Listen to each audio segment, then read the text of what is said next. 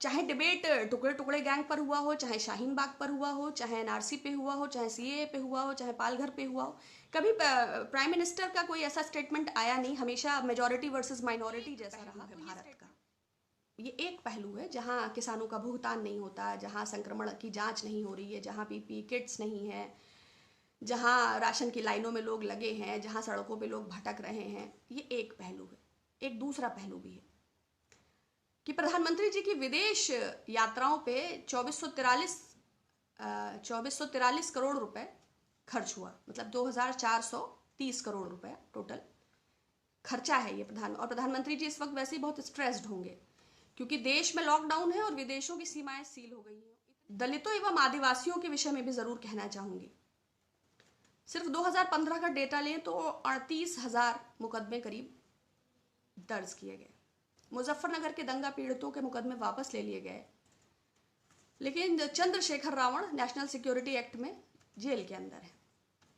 जाति सूचक आवाज लगाइए, जाति सूचक विशेषणों का इस्तेमाल करिए, उन पर हिंसा हो तो उस पर कार्यवाही ना हो। आदिवासियों की मुर्गियां उठा लीजिए, बकरियां चुरा लीजिए, मजूरी मत दीजिए, अत्याचार बढ़ाइए। जो 70 वर्षों में हमने जो व्यवस्था पैदा की थी, इसलिए अनुरोध है कि घटना चाहे अभी गोरखपुर में जो पंडित जी हनुमान मंदिर के कोयल दास या टांडा में मजदूर वो रिजवान जिसकी पुलिस उत्पीड़न से हत्या हुई, या वो हमीरपुर का कुम्हार जिसके परिवार के साथ ज्यादती हुई, तो उत्तर प्रदेश की योगी आदित्यनाथ सरकार को अपराध एवं कानून व्यवस्था पर एक श्वेत पत्र लाना चाहिए, क्योंकि लोगों में आक्रोश है जिस तरह का माहौल बना रही है। बल्कि हम हमारे गृह मंत्री को कहेंगे कि 27 दिसंबर को उन्होंने स्टेटमेंट दिया दिल्ली की एक रैली में, टुकड़े टुकड़े गैंग, किसी ने आरटीआई फाइल किया, उसने टुकड़े टुकड़े गैंग के बारे में इंफॉर्मेशन मांगा तो उसके मेंबर्स का कोई पता उसे आरटीआई के माध्यम से नहीं मिला। फिर 26 जनवरी के आसपास उन्होंने एक और स्टेटमेंट दिया कि शाहीन बाग में बटन इतना जोर से दबाओ कि करंट शाहीन बाग में लगे। फिर 28 को अनुराग ठाकुर का स्टेटमेंट आता है कि गद्दारों को गोली मारो। फिर 29 को प्रवेश वर्मा का स्टेटमेंट आता है। देखिए, मैं गिरिराज सिंह या साध्वी प्रज्ञा या कपिल मिश्रा या मैं किसी को जस्टिफाई या किसी के बारे में नहीं कहना चाहती। एक जहर का माहौल हम अपने देश में, हम अपने चारों तरफ फैला रहे हैं। आप सब्जी वाले के ठेले पर बुलंदशहर में झंडा लगा सकते हैं, आप अहमदाबाद में दो जातियों के बीच के 1200 वार्ड का हॉस्पिटल है, 600 अलग धर्म का है, 600 अलग धर्म का है, तो आप ऐसा कर सकते हैं। लेकिन पूरी दुनिया के तौर पर जब हम देखते हैं तो जो ऑर्गेनाइजेशन ऑफ इस्लामिक कंट्रीज था और international permanent human rights commission था, उसके दबाव के अंतर्गत ऐसा स्टेटमेंट आया और वो तेजस्वी सूर्या जी के बाद लगा कि चीजें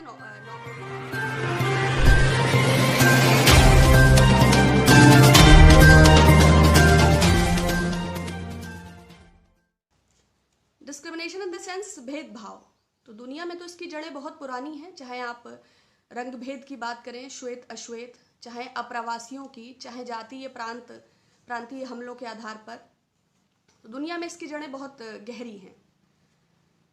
लेकिन अभी हम भारतवर्ष से इसको जोड़ेंगे। 1933 में जर्मनी में एडोल्फ हिटलर ने एक नस्लीय साम्राज्य स्थापित किया। यहूदियों और नाजियों का खूनी संघर्ष, होलोकॉस्ट याद होगा आपको, बहुत बड़ा नरसंहार था, 60 लाख से ज्यादा यहूदी मारे गए। हिंसा कभी किसी का भला नहीं करती। आप नेल्सन मंडेला की बायोग्राफी देखेंगे, 27 बरस से ज्यादा वो जेल में रहे और दुनिया में तमाम लोगों ने इससे जुड़ा संघर्ष किया। मैं विषय पर आऊंगी। 19 अप्रैल को हमारे प्रधानमंत्री जी ने एक ट्वीट किया कि कोरोना धर्म जाति संप्रदाय इन सब से जुड़ा नहीं है, एक वायरस है, और लोगों से अपील की धार्मिक भावनाओं से इसे जोड़कर ना देखें। हालांकि पिछले महीने की 18 मार्च के जनता कर्फ्यू के आह्वान के बाद से देश में जिस तरह के हालात थे, हालांकि WHO ने भी इसको पैराडेमिक घोषित किया, वो तो किया, उसके बाद एक वार्निंग ये भी दिया कि ये वायरस है, कोई रिलीजियस सेंटिमेंट नहीं है। लेकिन क्यों प्रधानमंत्री को 19 अप्रैल को, एक महीना एक दिन बाद, पुनः ये ट्वीट करना पड़ा, जबकि एक महीना एक दिन से हमारी मेन स्ट्रीम मीडिया हमको लगातार ये मैसेज दे रही थी कि जैसे एनाफिलीज मच्छर से मलेरिया फैलता है, वैसे ही एक समुदाय विशेष से कोरोना फैलता है। कॉमन आदमी में ये परसेप्शन को बिठाए जाने की पुरजोर एक कोशिश थी। प्रधानमंत्री जी के ट्वीट के बाद ये होता है कि इस्लामिक जो गल्फ कंट्रीज हैं वहाँ की प्रिंसेस का एक घटना को 4-5 दिन हो चुका है, समय के अभाव में बात नहीं हो पाई। यूएई की प्रिंसेस ने एक ट्वीट, जो यहाँ पर हमारे कंट्री में जो हालात चल रहे हैं, जिस तरह का एक सांप्रदायिक भेदभाव का जो माहौल है, उसको देखते हुए बीजेपी के एक सांसद हैं तेजस्वी सूर्या, उन्होंने अमीराट्स की वुमेन के लिए एक ऑर्गेज्म से रिलेटेड एक बहुत ही वल्गर और वाहियात ट्वीट 5 बरस पहले किया था।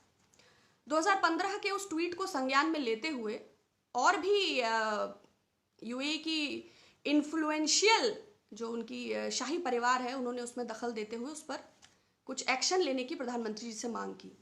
इसमें जो हमारे एम्बेसडर हैं एमिरेट्स के, पवन कपूर जी, उनका भी एक स्टेटमेंट आया। पहले प्रधानमंत्री जी ने लिंक्डइन प्रोफाइल पर ये बात लिखी थी। शायद उन्हें लगा हो कि कभी भी उन्होंने अपने समर्थकों को, चाहे गौरी लंकेश का मर्डर रहा हो, चाहे कालबुर्गे, चाहे दाभोलकर, चाहे पंसारे, चाहे देश में जो भी हालात रहे हों, चाहे डिबेट टुकड़े टुकड़े गैंग पर हुआ हो, चाहे शाहीन बाग पर हुआ हो, चाहे एनआरसी पे हुआ हो, चाहे सीएए पे हुआ हो, चाहे पालघर पे हुआ हो, कभी प्राइम मिनिस्टर का कोई ऐसा स्टेटमेंट आया नहीं। हमेशा मेजॉरिटी वर्सेस माइनॉरिटी जैसा रहा। तो ये स्टेटमेंट, लेकिन खैर दबाव का स्तर जो भी था, श्रीमान एम्बेसडर पवन कपूर जी के बाद प्रधानमंत्री जी का ये ट्वीट पर भी ये एक्सप्लेनेशन इस तरह का आया। अब जैसा कि होता है कि जो ऐसे ट्वीट्स करते हैं, वो तेजस्वी सूर्या सांसद हैं, या वो बबीता फोगाट हैं, या वो रंगोली चंदेल हैं, या वो साध्वी प्रज्ञा हैं, जो भी लोग ऐसा माइंडसेट रखते हैं वो स्पाइनलेस ही होते हैं।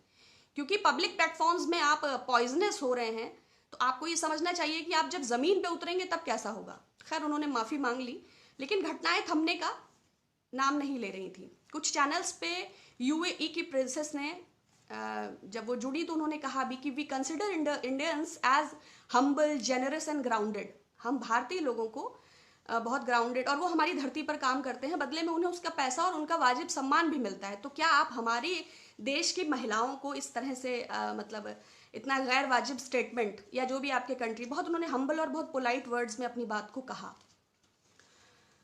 जो ऑर्गेनाइजेशन ऑफ इस्लामिक कंट्रीज है, 57 देश हैं, उन्होंने एक संयुक्त दबाव बनाया। प्रधानमंत्री जी ने ट्विटर पर भी लिखा, तेजस्वी सूर्या जी ने माफ़ी भी मांगी, और ऑर्गेनाइजेशन ऑफ इस्लामिक कंट्रीज के अलावा permanent human rights commission, international human rights जो कमीशन है, उसने भी इस विषय पर दबाव बनाया। प्रिंसेस का कहना सही था, 60 बिलियन करीब खाड़ी देशों से, 120 बिलियन करीब ये आपके अरब देशों से भारत को मिलता है। और यूनाइटेड नेशंस का एक आंकड़ा मैंने देखा, 18 का है हालांकि वो, तो 17 मिलियन हमारे लोग ओवरसीज में काम करते हैं। ये बहुत बड़ी डिजिट है, और वो 17 मिलियन किसी खास समुदाय के नहीं हैं। अब जैसे गल्फ कंट्रीज में मेनली कंस्ट्रक्शन, गैस और पेट्रोलियम का वर्क होता है, तो पेट्रोलियम के हमारे वहाँ काफ़ी यूनिवर्सिटीज़ हैं, और बहुत सारे लड़के जो हैं वो बीटेक पेट्रोलियम टेक्नोलॉजी करके गल्फ को बहुत अच्छे पैकेजेस पे ऑप्ट करते हैं। एक छोटा सा डेटा है, यूनाइटेड अरब एमिरेट्स में हमारे 34,25,144 लोग काम करते हैं। सऊदी में 25,94,949 लोग काम करते हैं। कुवैत में 10,29,861 लोग काम करते हैं। ओमान में 7,81,143, कतर में 7,45,775, बहरीन में 3,26,658। ऐसे ही पूरी दुनिया में हम लोग काम करते हैं। जैसे आपने अभी प्रवासी मजदूरों को आपने लॉकडाउन के दौरान सड़कों पर देखा, ऐसे ही बहुत सारे अप्रवासी भी पूरी दुनिया में भारत से काम करते हैं। अगर बांग्लादेश देश जैसे करीबी देश की भी हम बात करें तो 10,000 से ज़्यादा हमारे भारतीय साथी वहाँ की टेक्सटाइल इंडस्ट्री में काम करते हैं। तो जो एक जहर का माहौल हम अपने देश में, हम अपने चारों तरफ फैला रहे हैं। आप सब्जी वाले के ठेले पर बुलंदशहर में झंडा लगा सकते हैं।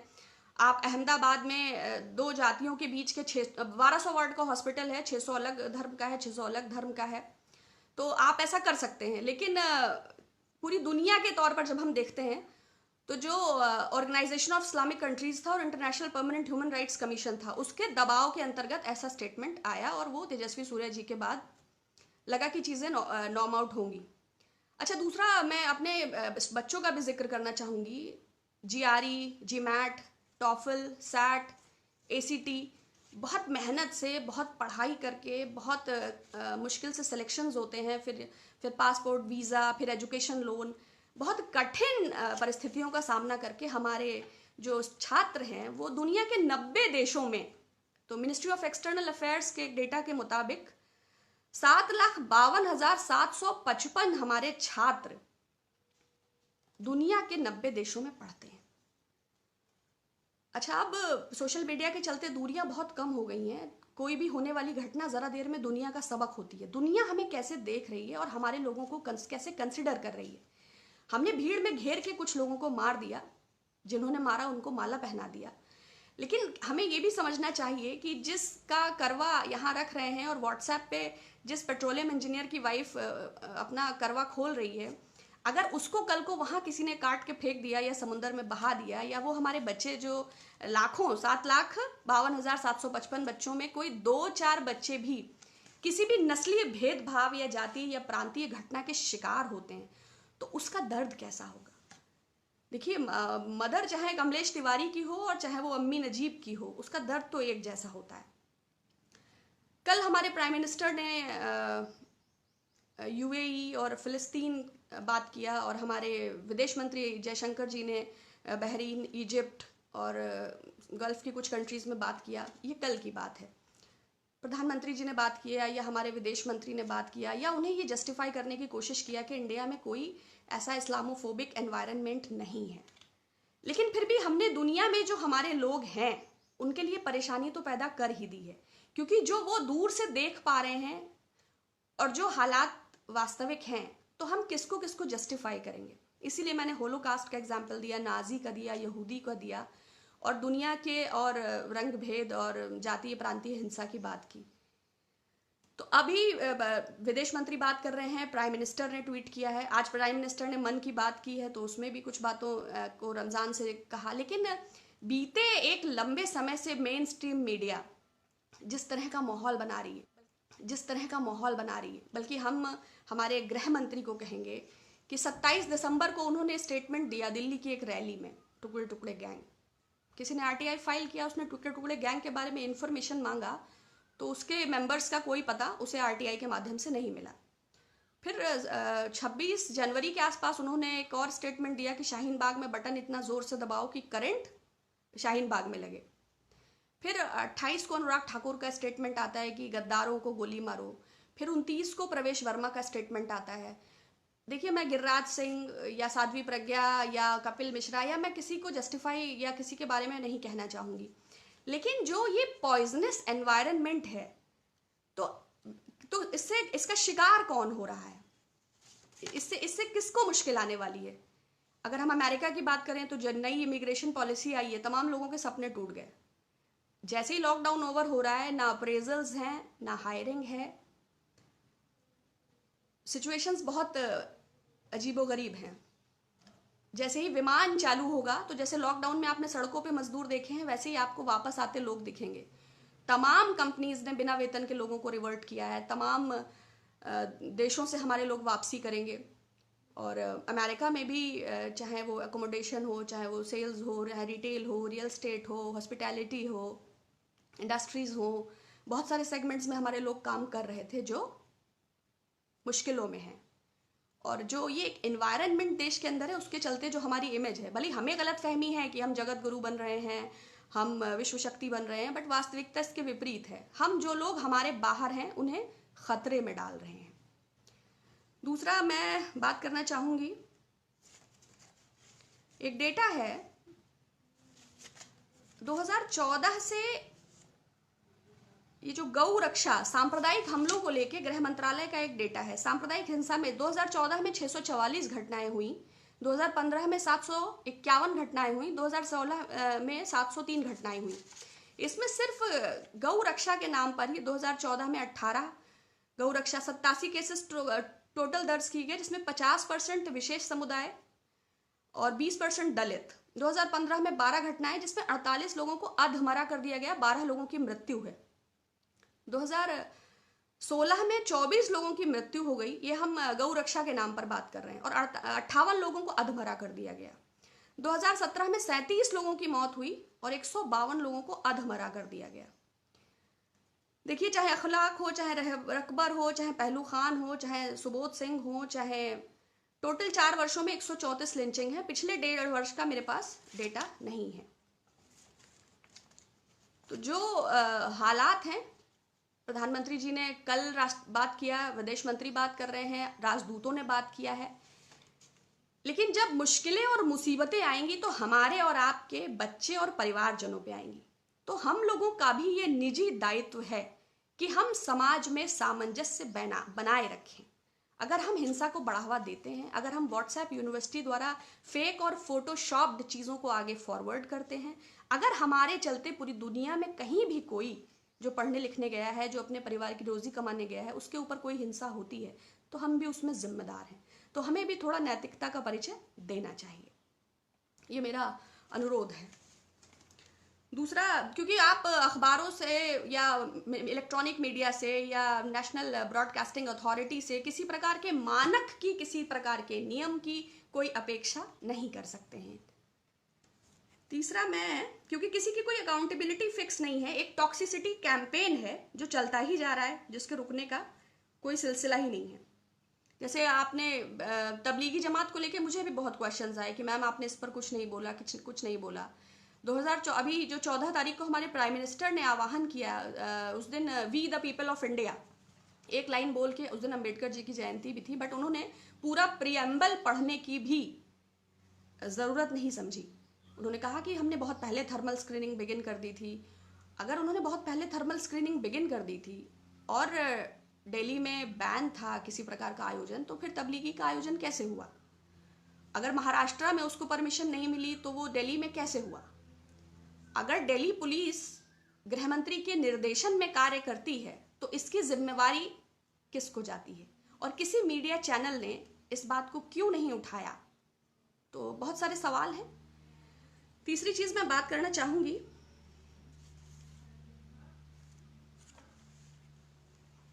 और इस दौरान हमने बहुत सारे फर्जी वीडियोस भी देखे। बहुत कोई पाकिस्तान का हो, कोई निर्वस्त्र होकर नर्सों के सामने है, कोई थूक रहा है, कोई एक बाढ़ है, उससे संभल के रहिए। हमें अपना देश बेहतर बनाना है और अपने लोगों को पूरी दुनिया में सुरक्षित रखना है। दूसरा मैं बात करना चाहती हूँ, ये प्रधानमंत्री से मुझे कहना था। दूसरा, मैं उत्तर प्रदेश के मुख्यमंत्री जी से एक बात कहना चाहती हूँ। कल परशुराम जयंती जी के अवसर पर एटा में एक ब्राह्मण परिवार के 5 लोगों की नृशंस हत्या होती। वैसे तो 100 दिन लॉकडाउन है और सब कुछ लॉक है, लेकिन हत्याएं लॉक नहीं है, क्योंकि सिर्फ लॉकडाउन के दौरान पुलिस रजिस्टर में दर्ज होने वाली हत्याओं की संख्या 100 से ज्यादा है। विगत 2.5 वर्षों का जब हम मुख्यमंत्री योगी आदित्यनाथ जी का कार्यकाल देखते हैं तो द प्रिंट की एक रिपोर्ट के हिसाब से, वैसे उन पर क्षत्रियवाद का आरोप लगता रहा है, किंतु ब्राह्मणों पर जो जिस प्रकार के अत्याचार हुए हैं, कुछ हैं मेरे पास। एक तो कमलेश तिवारी हत्याकांड, आपको याद होगा, अखिलेश यादव जी की सरकार में उन्हें 15 सुरक्षा गार्ड मुहैया थे और योगी जी की सरकार में उनके पास 2 गार्ड थे। विवेक तिवारी हत्याकांड, झांसी में जगदीश उडैना, ये आपको याद होगा, जिंदा जला दिए गए थे। 26 जून 17 रायबरेली में 5 लोगों की नृशंस हत्या। 19 अक्टूबर लॉयर मुकेश शर्मा की हत्या। 9 अक्टूबर आदित्य नारायण तिवारी, बस्ती के ये।